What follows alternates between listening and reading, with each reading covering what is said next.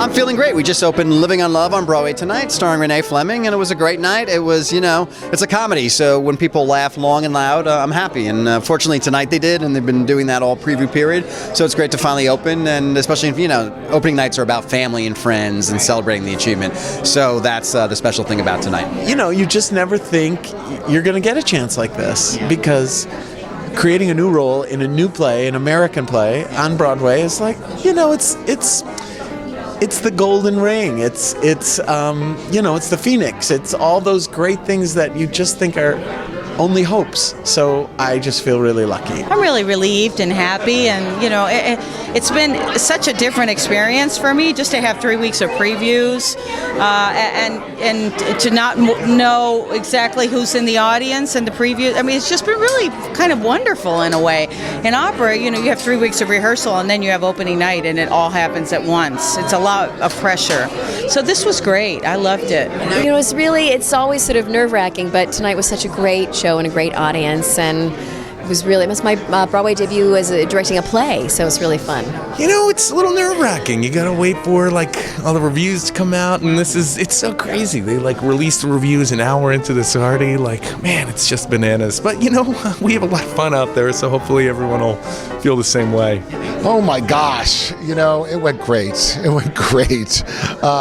It was really, really fun. We've worked our butts off, we really have, but we got to this night, and I feel very good about the night. It was really fun.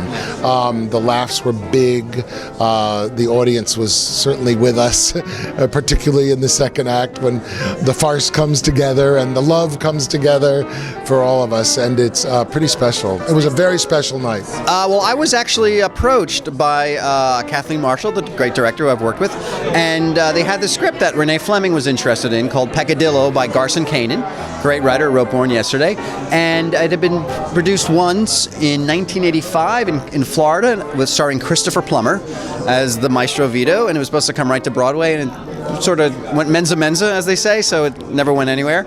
And then I was approached by Kathleen. She goes, we have the script, it needs some work. Renee Fleming, though, was intrigued by it, and would you be interested in coming on board? So I said yes, immediately. I love the idea. I knew so little about opera, I can't even tell you. I'd seen a couple, but I learned quickly, and then we had Renee Fleming as our opera guru. What's sort of wonderful is that with a play, you get so much more time to kind of just sit and talk about it. A musical, you have this pressure, we got to get up on our feet, we got to start staging the big production numbers.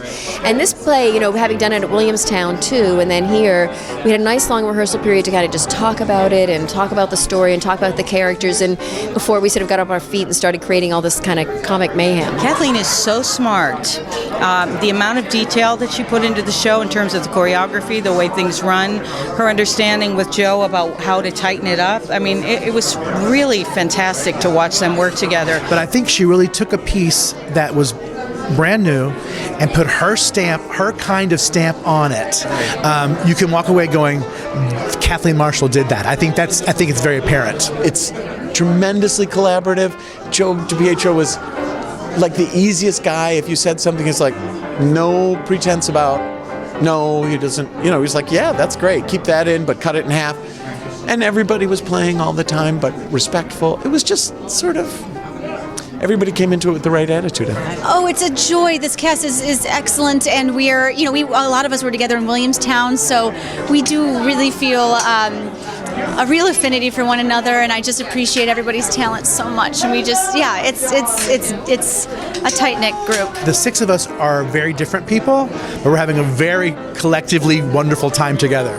You can't ask for more in theater. When you work with a diva like Renee Fleming, you call her La Diva Renee. She's so fun to work with. It's been such a blast. It's been great. And I have a couple sort of provocative scenes with her, and we just got right into it. Renee was ready to have fun. It's a fun night. Renee Fleming, a brilliant comedian, it's amazing. She's a brilliant comedian. And what's so wonderful is, of course, she has this incredible warmth, as in real life and on stage. And she has this incredible authority, this wonderful authority to come out there and sort of play an opera diva and talk about opera, and yet, even though she plays a diva who's not like her at all, because she is the opposite of a diva off stage, stage. She's so just wonderful and kind and generous.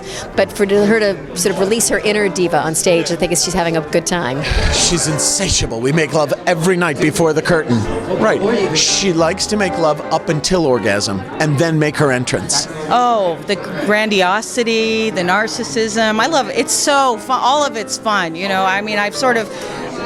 there's a cult of this kind of diva in opera. I mean, people love to talk about them, they love to play them, and so to be able to actually do it was a secret gift, something super fun.